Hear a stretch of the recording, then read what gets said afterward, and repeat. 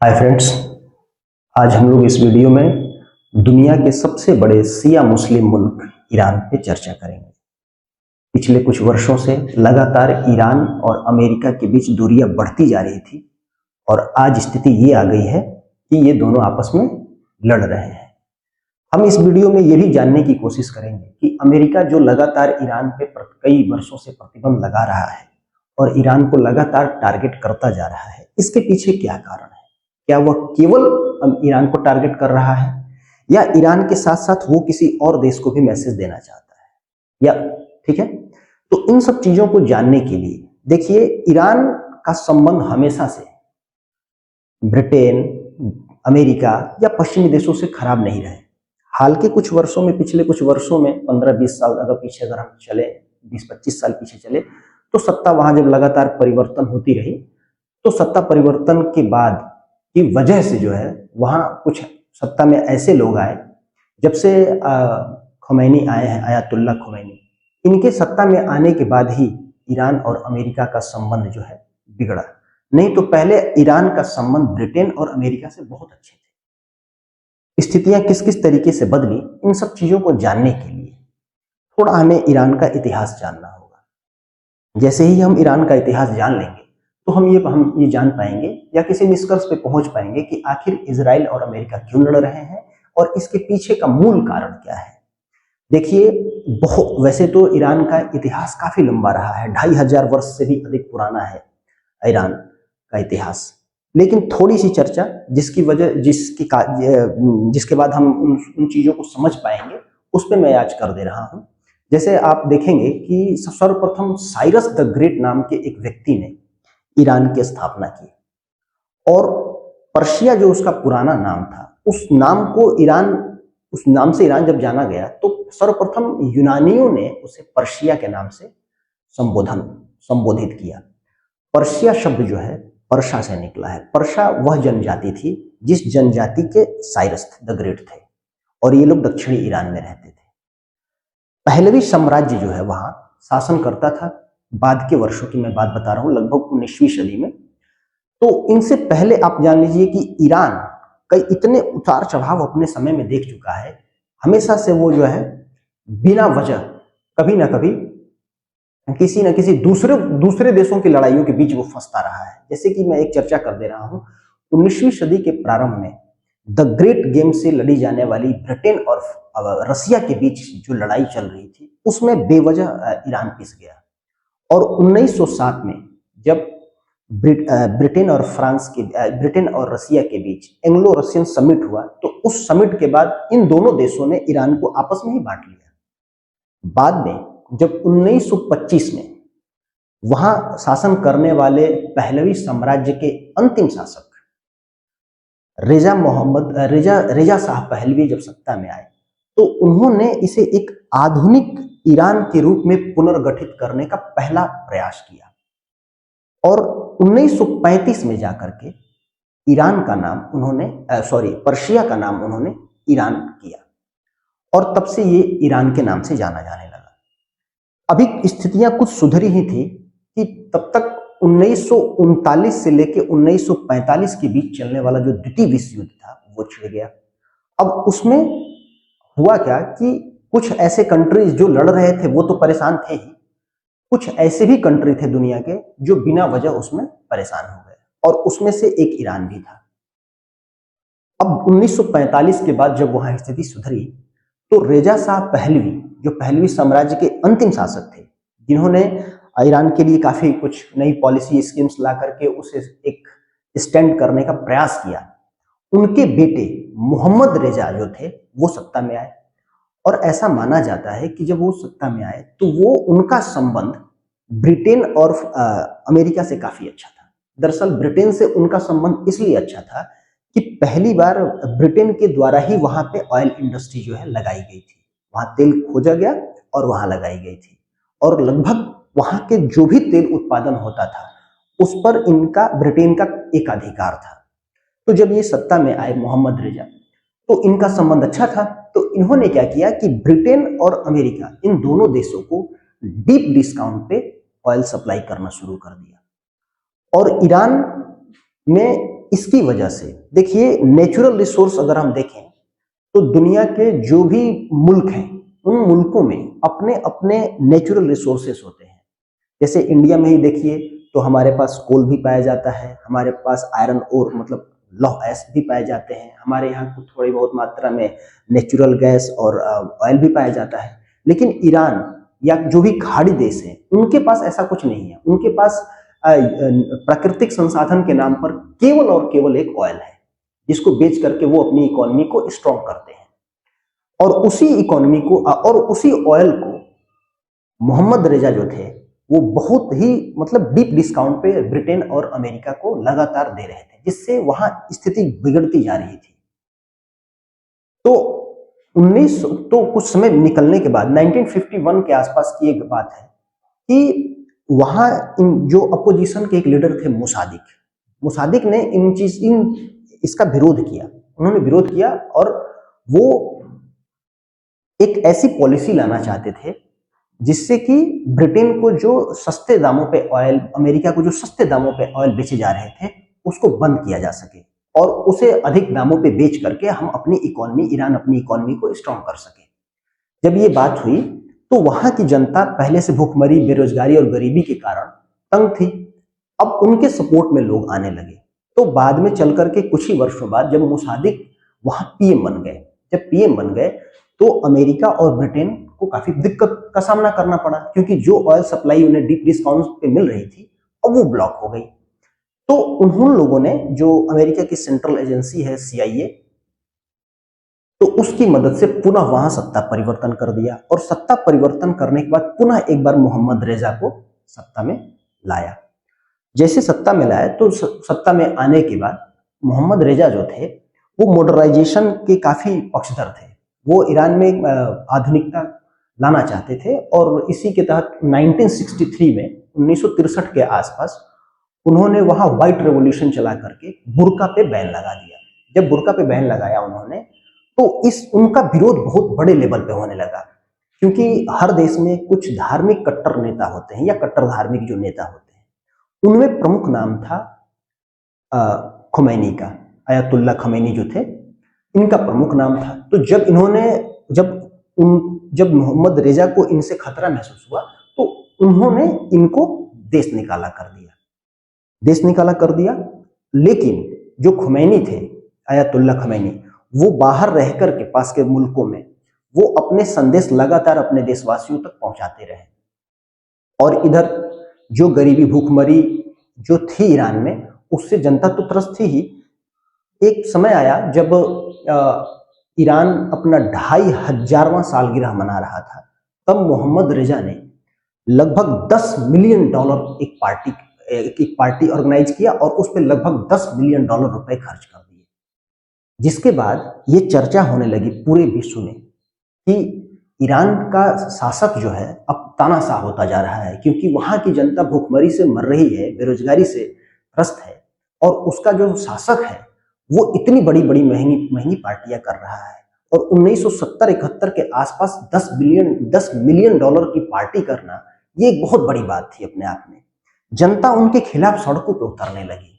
तो 1979 में 1979-80 में इनका विरोध जब बहुत ज्यादा बढ़ गया, तब अयातुल्ला खमैनी वापस अपने देश आए। वहां जनमत संग्रह हुआ और जनमत संग्रह होने के बाद वो सत्ता में आए।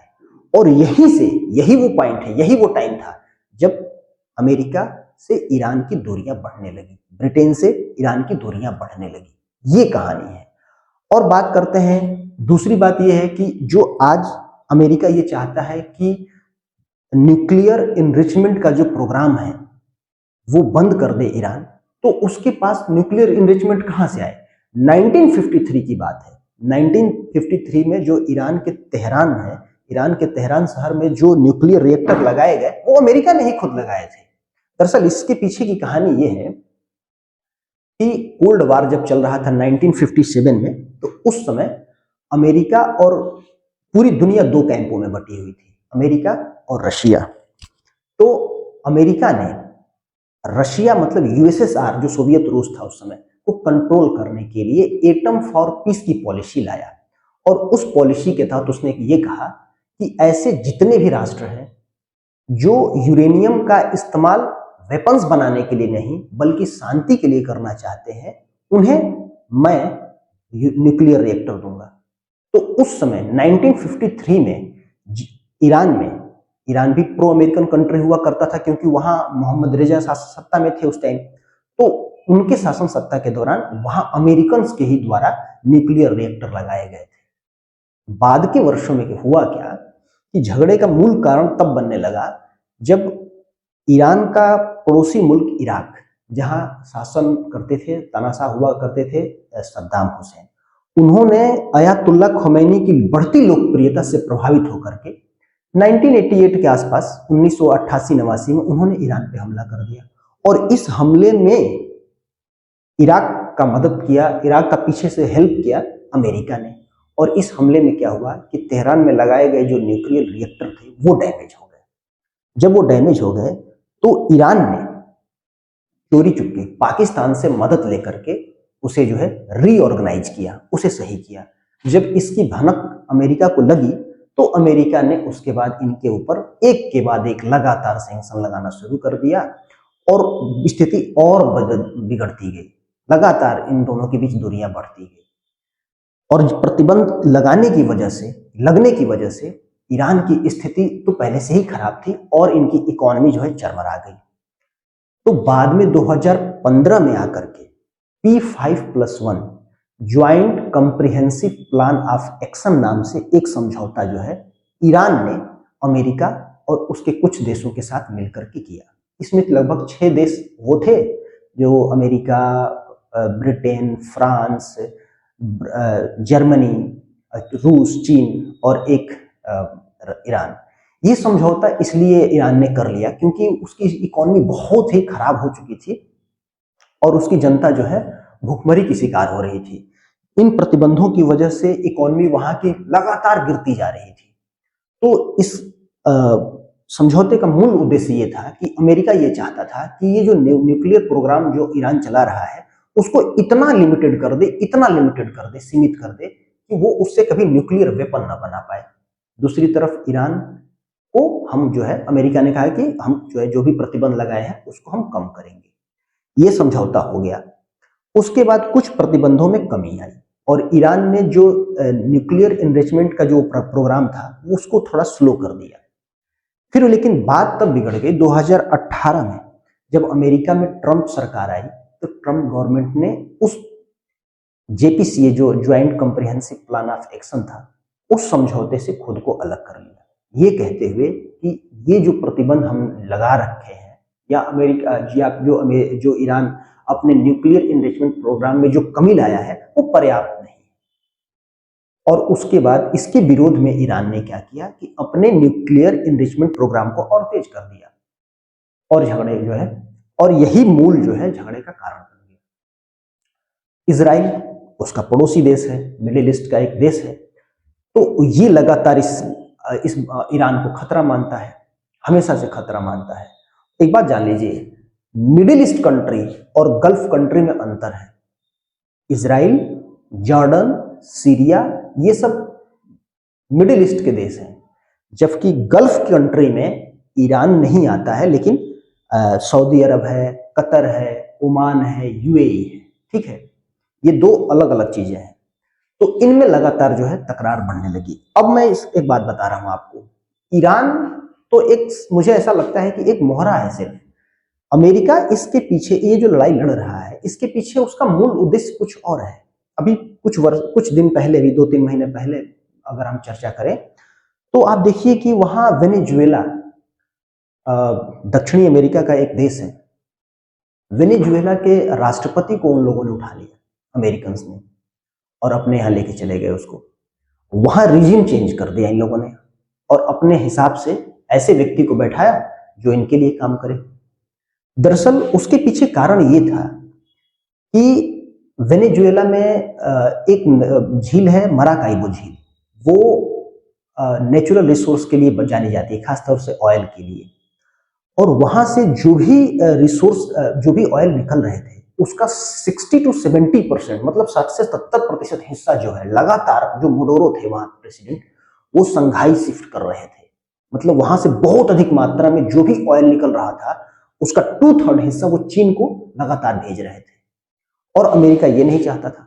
अमेरिका दरअसल चाहता ये है, रूस, देखिए अमेरिका रूस के खिलाफ कभी चीन का यूज किया करता था कोल्ड वार के टाइम, और अब अमेरिका, वही अमेरिका रूस का इस्तेमाल चीन के खिलाफ करना चाहता है।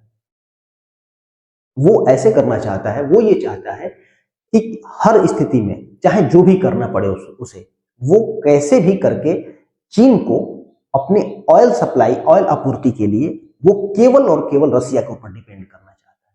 वो चाहता है कि चीन अन्य देशों से ऑयल ना ले, केवल रसिया से ऑयल ले। इसके पीछे ये नहीं है कि वो ऑयल सप्लाई यहां से ब्लॉक करके चीन अगर रसिया से ऑयल लेगा तो रसिया को फंडिंग होगी तो वो यूक्रेन युद्ध में मजबूत होगा, ऐसा कुछ नहीं है। वो लड़ना चाहता है दरअसल चीन से, चीन की इकोनॉमी डैमेज करना चाहता है। और जब भी चीन किसी एक कंट्री पे निर्भर हो जाएगा ऑयल के लिए तो निश्चित ही, चीन का ऐसा इतिहास रहा है कि जिसके भी ज्यादा वो करीब जाता है उससे उसके पीठ में खंजर घोंपता है। तो अमेरिका खास तौर से ये चाहता है कि रसिया से ही चीन जो है एक मतलब एकनिष्ठ होकर के या पूरी निर्भर होकर के रसिया से ही ऑयल ले। इसके लिए वहां से जो 2/3 तेल सप्लाई हो रहा था चीन को, वहां से उसने ब्लॉक कर दिया। साथ ही साथ चीन ईरान से अपनी कुल ऊर्जा जरूरतों का जो भी ऑयल वो मंगाता है उसके 20 से 25% या 15 से 20% ऑयल जो है वो ईरान से लेता है।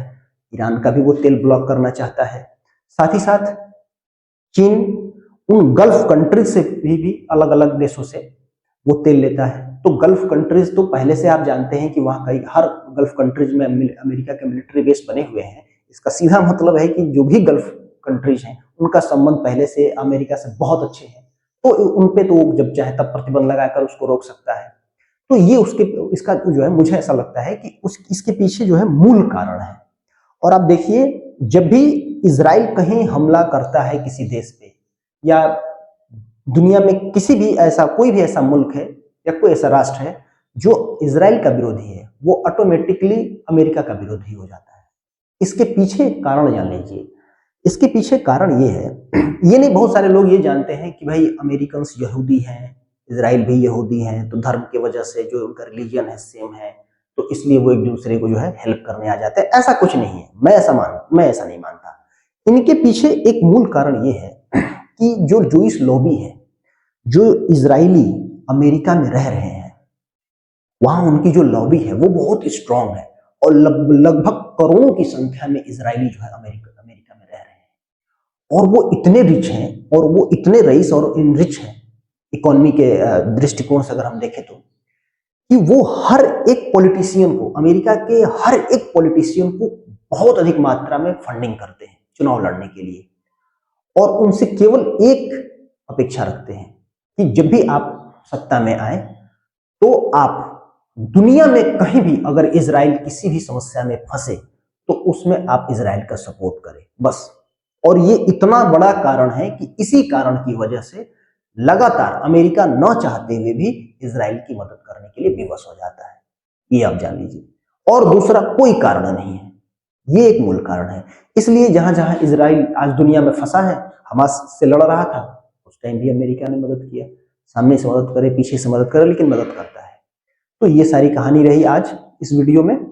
फिर मिलते हैं नेक्स्ट वीडियो में, किसी दूसरे टॉपिक पे चर्चा करेंगे, या इसके अलावा हम ये जानने की कोशिश करेंगे कि एक ही साथ कैसे अयातुल्ला खमेनी और उसके टॉप 40 लगभग 40 लीडरों को मोसाद और सीआईए मिल करके, मतलब अमेरिका और इजराइल ने मिल करके उसे कैसे मारा। ठीक है, तब तक के लिए जय हिंद।